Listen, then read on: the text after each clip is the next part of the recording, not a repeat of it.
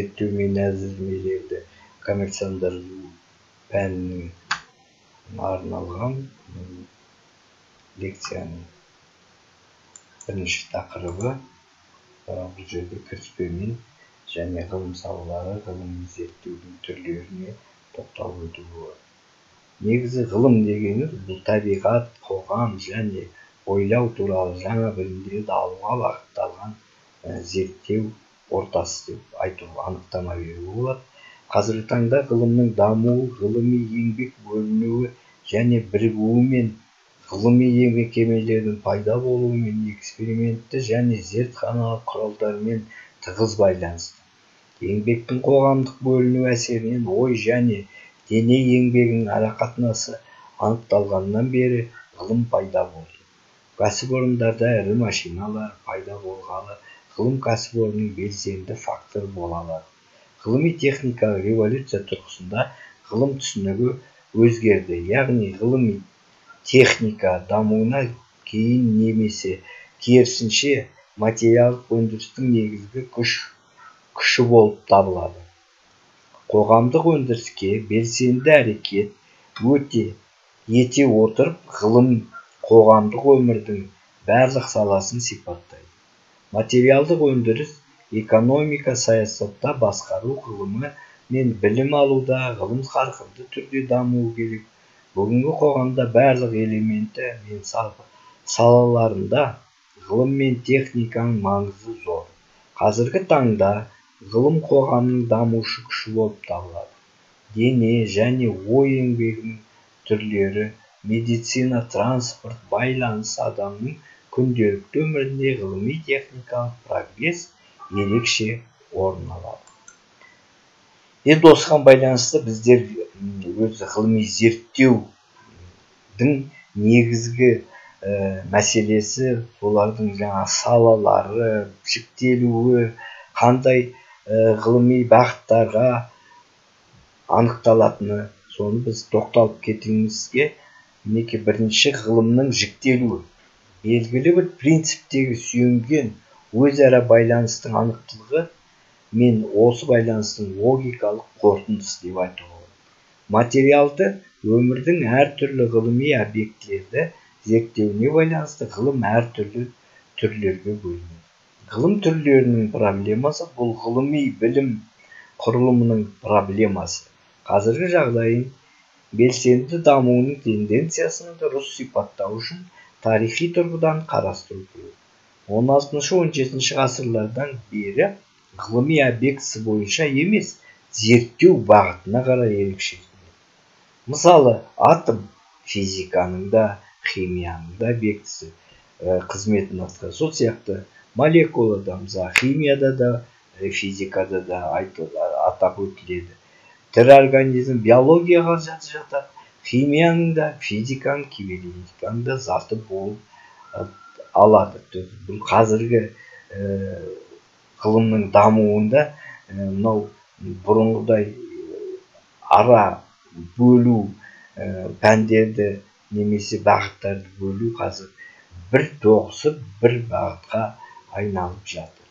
Техникалық ғылымдар, техникалық объектідегі табиғи дене мен құбылысының бағытталған өзгерісі туралы, құрастырушы техникалық сала әдістері туралы, қоғамдық өндіріс жүйесіндегі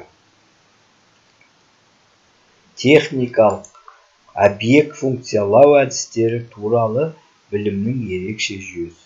Ғылыми зерттеу институттары жүйесінде жоғарғы оқу орындарында, кітапханада және тағы басқа құруына байланысты ғылым әртүрлі бағыттарға жіктеледі.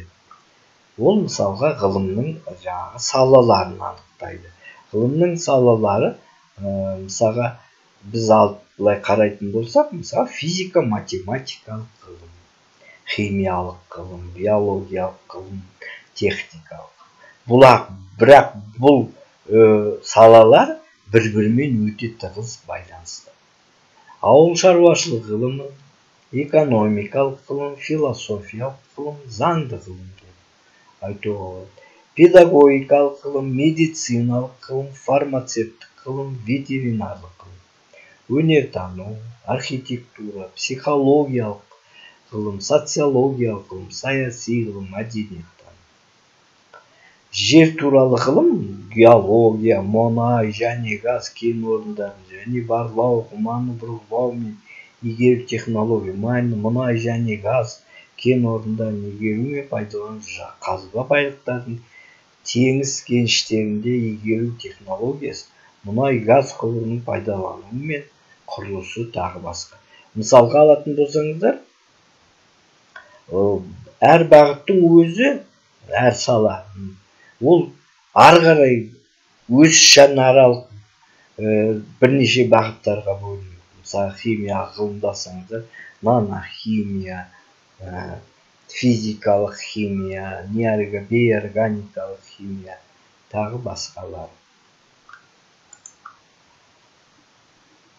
Енді ғылыми зерттеулер, бізде ғылыми зерттеулер мынадай түрлерге жіктеледі.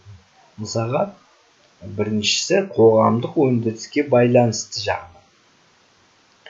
Екіншісі қаржыландыру көздеріне байланысты, мақсатына байланысты, халық шаруашылығына қажеттілігіне байланысты, зерттеу ұзақтығына байланысты. Мысалы, қаржыландыру көздеріне дейтін болсаңдар, мысалы, жергілікті жаңағы акимат па, сондай нелердің қаржыландыруын, немесе салалы министрліктердің қаржыландыруымен, гранттарды ұтып алудың нәтижесінде болуы айқын. Қоғамдық өндіріске байланысы жағынан ғылыми жұмыстар мына жұмыстарға жіктеледі. Жаңа технологиялық үрдістер, машиналар, құрылыстар, өндірістің тиімділігінің артуы, еңбек шартының жақсаруы, жеке адамның тұлға болып дамуы және тағы басқа.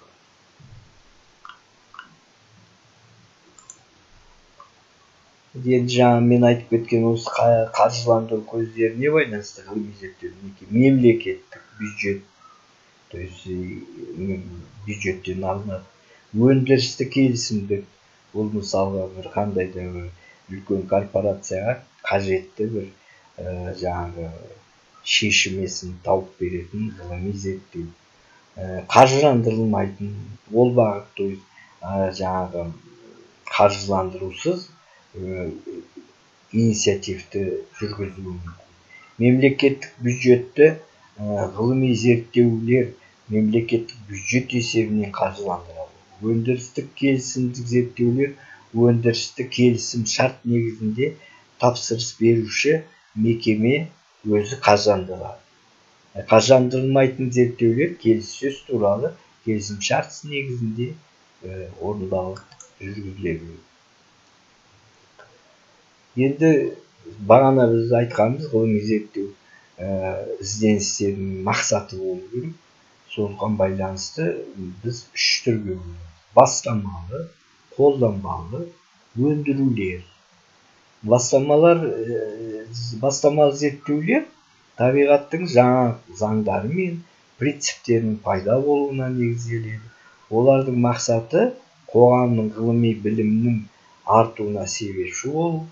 Мұндай зерттеулер белгілі және белгісіздік шекарасында жүргізіледі.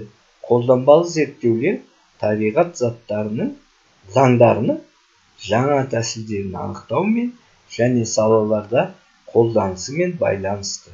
Мақсаты адам кәсібінде практикасында бастамалы зерттеулер нәтижесінде ғылыми білімнің қолданылуы. Қолданбалы зерттеулер нәтижесінде ғылыми түсінік негізінде техникалық түсінік пайда болады. Қолданбалы зерттеулер өз кезегінде үш түрге жіктеледі: іздеу, ғылыми зерттеу, жобалы құрастырушылық жұмыстары. Іздеу жұмыстары объектіге әсер ететін факторларды қалыптастыруға, жаңа технология мен техниканың пайда болуына бағытталады. Ғылыми зерттеу жұмыстары жаңа технология, зерттеу құрал жабдықтарын қалыптастыру мақсатында жүргізіледі. Жобалы құрастырушылық жұмыстар логикалық жобаны сипаттайтын құрастырулардың пайда болуын қадағалайды. Өндірулер. Қолданбалы және бастамалы зерттеулер нәтижесінде жаңа ғылыми техника ақпарат қалыптасады. Бұндай ақпаратты өндірісте пайдалануға бағытталған мақсатты үрдіс өндірулер деп аталады. Бұл жаңа техника, материал, технология немесе олардың дамуына бағытталады. Өндірулердің соңғы мақсаты қолданбалы зерттеу материалдарының өндіріске енуін қадағалау. Енді келесі бір жүйесі бұл ғылыми кадрларды даярлау және пайдалану жүйесі.